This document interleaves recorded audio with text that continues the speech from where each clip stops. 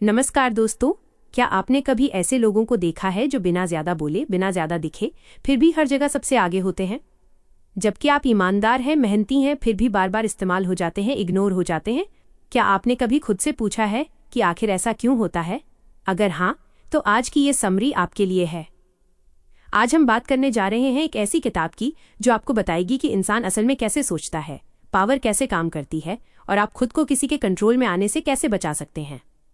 और एक सवाल जिसका मैं वीडियो के अंत में जवाब दूंगी वो ये है कि क्या समझदारी और इंसानियत एक साथ चल सकती है। ये किताब है मैकियावेलियन माइंडसेट पर आधारित एक ऑडियो बुक समरी, जिसमें हम बात करेंगे हिडन साइकोलॉजिकल रूल्स की, इनविजिबल पावर गेम्स की, इमोशनल ट्रैप्स की और उस माइंडसेट की जो आपको कमजोर नहीं बल्कि जागरूक बनाता है।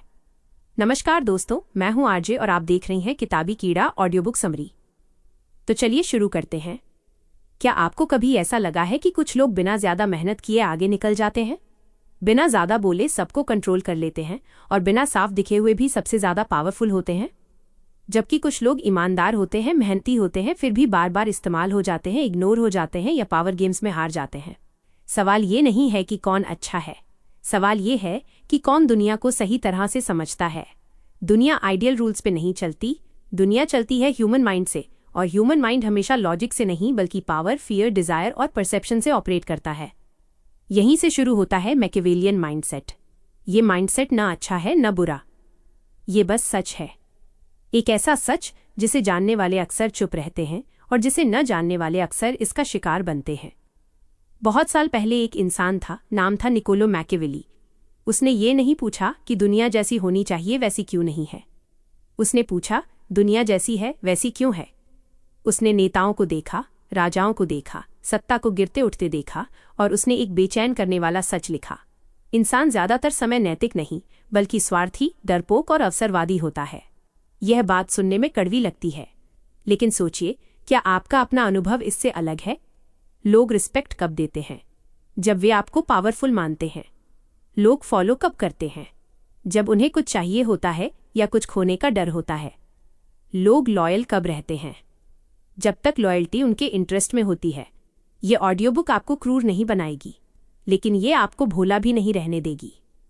ये आपको सिखाएगी कि लोग असल में कैसे सोचते हैं, पावर कैसे साइलेंटली काम करती है, मैनिपुलेशन कैसे दिखती नहीं बल्कि महसूस होती है, और सबसे जरूरी, आप खुद कैसे अपने नियंत्रण में रहें, न कि किसी के कंट्रोल में।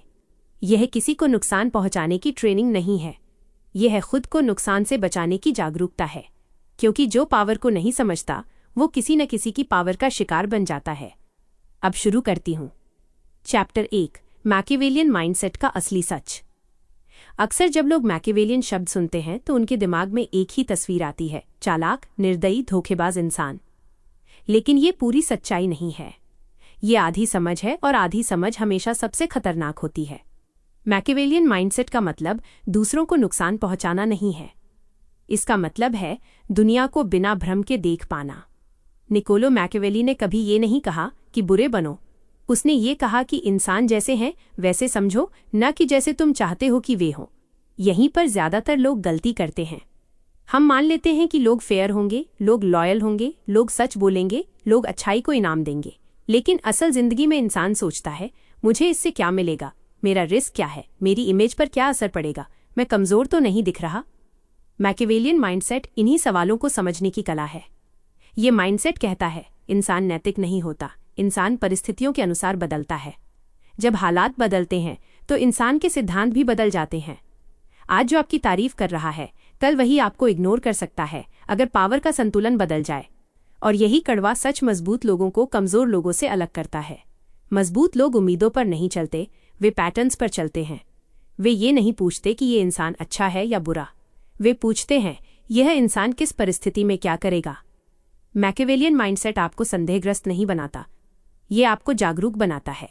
जागरूक कि हर मुस्कान सच्ची नहीं होती, हर वादा स्थायी नहीं होता, हर मदद निस्वार्थ नहीं होती। और ये जागरूकता आपको कड़वा नहीं बल्कि संतुलित बनाती है। अब एक और गलतफहमी समझिए। मैकियावेलियन माइंडसेट का मतलब भावनाहीन रोबोट बनना नहीं है।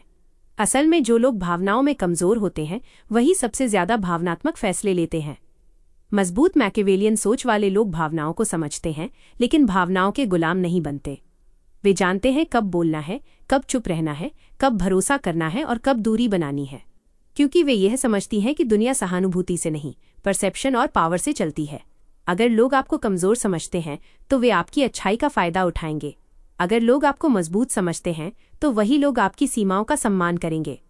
इस माइंडसेट का पहला नियम है, जो दिख रहा है उस पर मत चलो, जो काम कर रहा है उसे समझो। और यही नियम आपकी सोच को धीरे धीरे बदलना शुरू करता है। चैप्टर 2, पावर की साइकोलॉजी। जो दिखती नहीं वही चलती है। ज़्यादातर लोग पावर को पहचान ही नहीं पाते, क्योंकि वे पावर को वहाँ ढूंढते हैं जहाँ वो सबसे कम होती है। ऊंची आवाज़, गुस्सा, पद या दिखावा। असल पावर कभी चिल्लाती नहीं, वो चुपचाप काम करती है।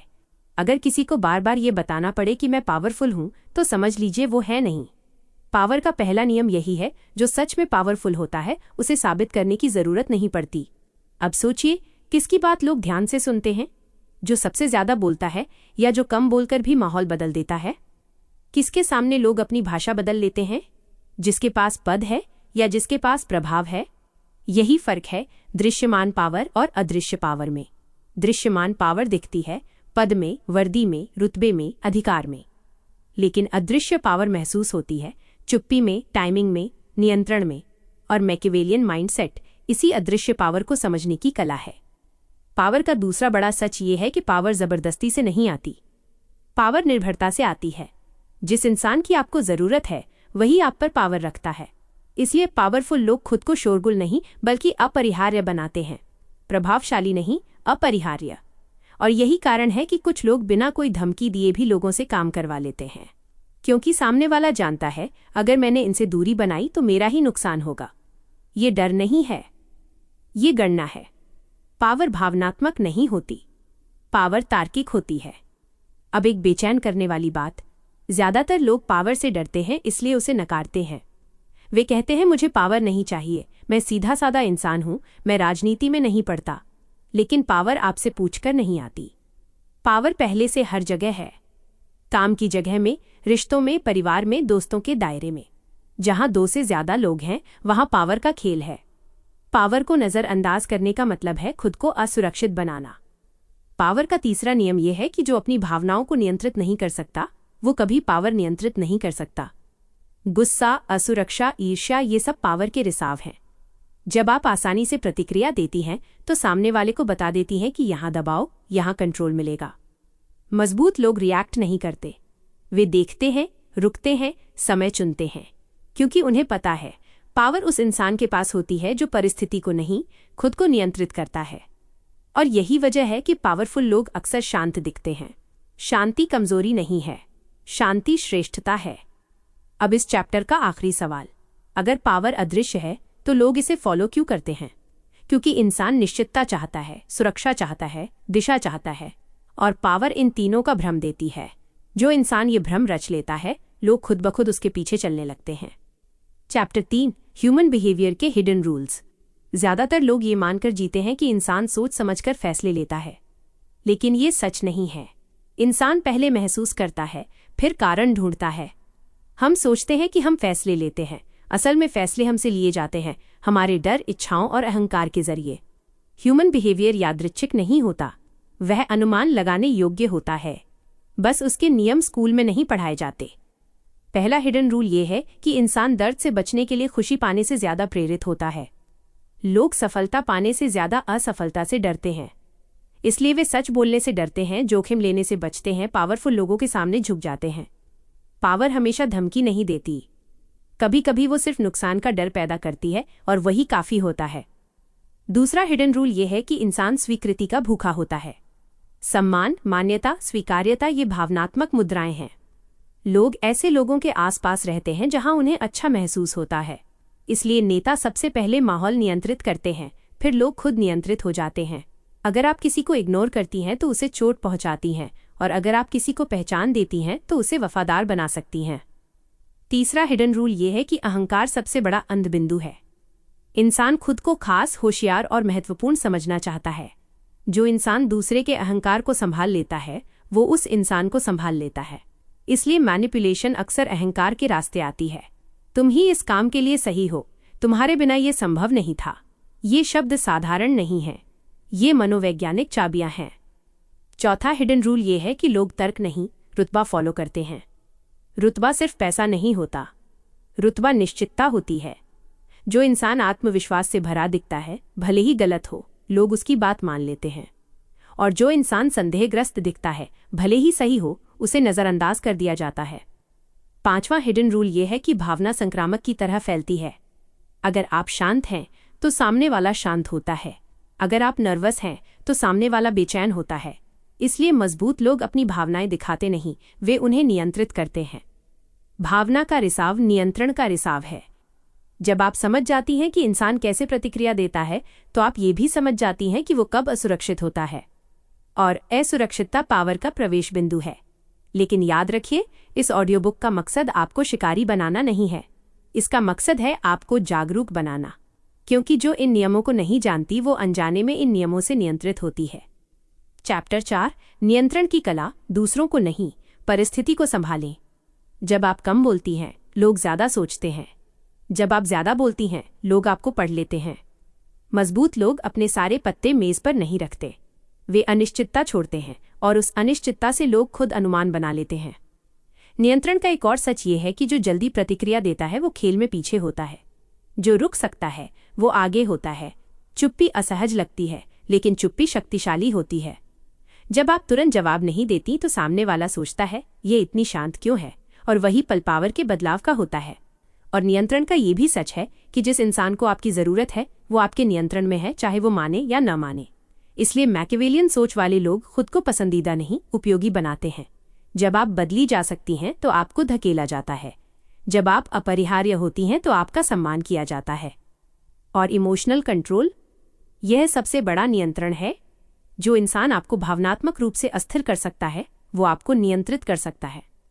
इसलिए मैनिपुलेशन हमेशा भावना से शुरू होती है, अपराध बोध, डर, उम्मीद, लगाव।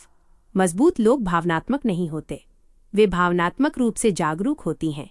वे महसूस करती हैं लेकिन बह नहीं जाती। वे जानती हैं प्रतिक्रिया का मतलब है नियंत्रण का नुकसान, और संयमित जवाब का मतलब है पावर को बनाए रखना। इस चैप्टर की सबसे जरूरी बात याद रखिए, नियंत्रण कभी सामने वाले को दबाकर नहीं आता। नियंत्रण तब आता है जब सामने वाला खुद को स्वतंत्र समझता है। चैप्टर 5, मैनिपुलेशन बनाम इन्फ्लुएंस, वो फर्क जो जिंदगी बदल देता है। मैनिपुलेशन और इन्फ्लुएंस सुनने में लगभग एक जैसे लगते हैं। दोनों में लोग आपकी बात मानते हैं, दोनों में व्यवहार बदलता है, दोनों में मनोविज्ञान काम करता है, लेकिन अंदर से दोनों बिल्कुल अलग हैं।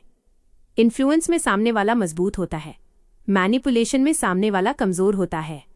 यही सबसे बड़ा फर्क है। इन्फ्लुएंस लोगों को सशक्त बनाती है, मैनिपुलेशन लोगों को भ्रमित करती है। इन्फ्लुएंस पारदर्शिता से आती है, मैनिपुलेशन छुपे हुए एजेंडे से। लेकिन समस्या ये है कि मैनिपुलेशन कभी खुलकर सामने नहीं आती, वो हमेशा इन्फ्लुएंस का मुखौटा पहनकर आती है। मैनिपुलेशन का पहला संकेत ये है कि आप अपराध बोध महसूस करने लगती हैं। अगर कोई आपको बार बार ये एहसास कराए कि मैंने तुम्हारे लिए इतना किया, तुम्हें तो ये करना ही चाहिए, तो समझ लीजिए आपकी भावनाओं को हथियार बनाया जा रहा है। इन्फ्लुएंस में चुनाव होता है, मैनिपुलेशन में बाध्यता। मैनिपुलेशन का दूसरा संकेत ये है कि बिना वजह जल्दबाजी बनाई जाती है। अभी फैसला करो, अब नहीं तो कभी नहीं, सोचने का समय नहीं है। जब समय का दबाव डाला जाए तो तर्क बंद हो जाता है और प्रवृत्ति नियंत्रण में आ जाती है। मजबूत लोग कभी आपको जल्दबाजी नहीं कराते, क्योंकि जल्दबाजी कमजोर फैसले का दरवाजा है। मैनिपुलेशन का तीसरा संकेत यह है कि जानकारी अधूरी दी जाती है। सच का आधा हिस्सा सबसे शक्तिशाली झूठ होता है। मैनिपुलेटर पूरी तस्वीर नहीं दिखाते, वे वही बताते हैं जो उनके पक्ष में हो। इन्फ्लुएंसर जोखिम भी बताते हैं, सीमाएं भी बताते हैं। मैनिपुलेशन का चौथा संकेत यह है कि आपका आत्मसंदेह बढ़ने लगता है। अगर किसी के साथ रहकर आप खुद पर सवाल करने लगें, शायद मैं ही गलत हूं, शायद मैं ज्यादा सोच रही हूं, तो सावधान हो जाइए। स्वस्थ इन्फ्लुएंस स्पष्टता देती है, मैनिपुलेशन भ्रम देती है। मैनिपुलेशन का पांचवा संकेत यह है कि तारीफ और उपेक्षा का चक्र चलता है। कभी अचानक बहुत तारीफ, कभी अचानक ठंडा व्यवहार। ये भावनात्मक रोलर कोस्टर एक लत पैदा करता है, और लत नियंत्रण का सबसे मजबूत रूप है। अब एक असहज करने वाली सच्चाई, मैनिपुलेशन हमेशा बुरी नीयत से नहीं आती। कभी कभी लोग खुद इतने असुरक्षित होते हैं कि नियंत्रण ही उनका जीवन बन जाता है। लेकिन नीयत चाहे जो हो, असर वही रहता है। आप कमजोर हो जाती हैं, इस ऑडियोबुक का मकसद आपको मैनिपुलेटर बनाना नहीं है, इसका मकसद है आपको प्रतिरोधी बनाना। जब आप जागरूक हो जाती हैं तो मैनिपुलेशन काम करना बंद कर देती है। जागरूकता ही मैनिपुलेशन का सबसे बड़ा इलाज है। चैप्टर 6, इमोशनल डिटैचमेंट, दिल से नहीं दिमाग से सोचने की ताकत। जब लोग इमोशनल डिटैचमेंट सुनते हैं तो उन्हें लगता है कि इसका मतलब है ठंडा, बेरहम या संवेदनहीन बन जाना। लेकिन इमोशनल डिटैचमेंट दिल न होने का नाम नहीं है, यह दिल से अंधा न होने का नाम है। कमज़ोर लोग भावनाओं में बह जाते हैं, मजबूत लोग भावनाओं को देखते हैं, यही फ़र्क है। इमोशनल डिटैचमेंट का पहला सच ये है कि लगाव स्पष्टता छीन लेता है। जिस चीज़ से आप बहुत ज़्यादा जुड़ जाती हैं उसके बारे में आप सच नहीं देख पाती। लोगों से, पद से, स्वीकृति से, नतीजों से, इन सब से लगाव आपको असुरक्षित बनाता है। जिस इंसान से आप भावनात्मक रूप से जुड़ी हैं वही इंसान आपको मैनिपुलेट कर सकता है। इसलिए मजबूत लोग परवाह करते हैं लेकिन चिपकते नहीं। इमोशनल डिटैचमेंट का दूसरा सच ये है कि प्रतिक्रिया कमजोरी है। जब कोई आपको उकसाता है और आप तुरंत प्रतिक्रिया देती हैं तो पावर उसके पास चली जाती है। डिटैचमेंट का मतलब है उकसावे और प्रतिक्रिया के बीच एक जगह बनाना। उस जगह में आप अपना चुनाव वापस लेती हैं, और चुनाव बराबर है पावर। इमोशनल डिटैचमेंट का तीसरा सच ये है कि उम्मीदों पर नियंत्रण सबसे बड़ा आत्मनियंत्रण है। उम्मीद दर्द की जड़ है। जब आप दूसरों से ज्यादा अपेक्षा रखती हैं तो उन्हें पावर दे देती हैं। मजबूत लोग कम उम्मीद रखते हैं लेकिन ऊंचे मानक नहीं छोड़ते, इसलिए वे न चौंकती हैं न विश्वासघात से टूटती हैं।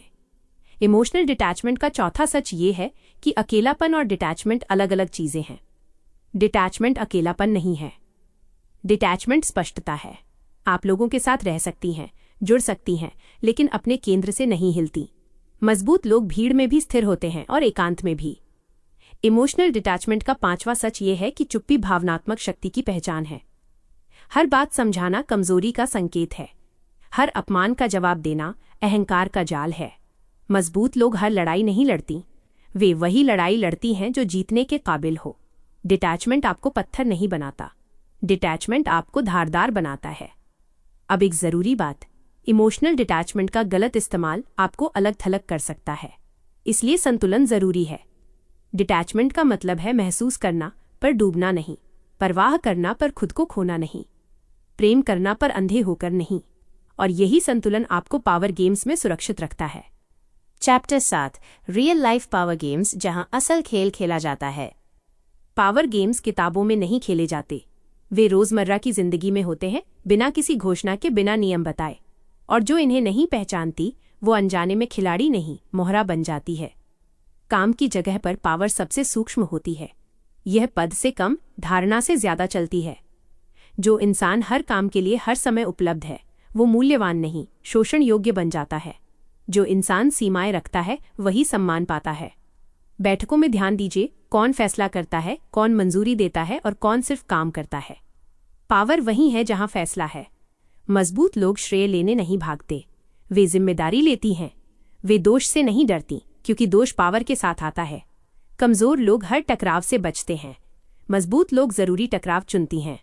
रिश्तों में पावर अक्सर प्रेम के नाम पर छुपी होती है। जो ज्यादा खोने से डरता है वही ज्यादा झुकता है, और जो ज्यादा झुकता है वही ज्यादा असुरक्षित होता है। संतुलन वहीं टूटता है। स्वस्थ रिश्ते में दोनों भावनात्मक रूप से स्वतंत्र होते हैं। अस्वस्थ रिश्ते में एक भावनात्मक रूप से निर्भर होता है, दूसरा नियंत्रण करता है। चुप्पी की सजा, अपराध बोध, अत्यधिक अधिकार जताना, ये सब प्रेम नहीं, नियंत्रण के औजार हैं। प्रेम में स्पष्टता होनी चाहिए, डर नहीं। समूह में पावर रुतबे से आती है। कौन चलन शुरू करता है, कौन प्रभाव डालता है, किसकी बात लोग दोहराते हैं। जो इंसान खुद सहज होता है लोग उसके आसपास सहज होते हैं। असुरक्षा संक्रामक होती है, आत्मविश्वास भी। मजबूत लोग भीड़ को खुश करने की कोशिश नहीं करती, वे माहौल तय करती हैं और लोग खुद को उसके अनुसार ढाल लेते हैं। परिवार में पावर अक्सर परंपरा के नाम पर चलती है। हमेशा ऐसा ही होता आया है, ये सबसे आम नियंत्रण की भाषा है। सम्मान और आज्ञाकारिता में फर्क है। सम्मान स्वेच्छा से दिया जाता है, आज्ञाकारिता दबाव से आती है।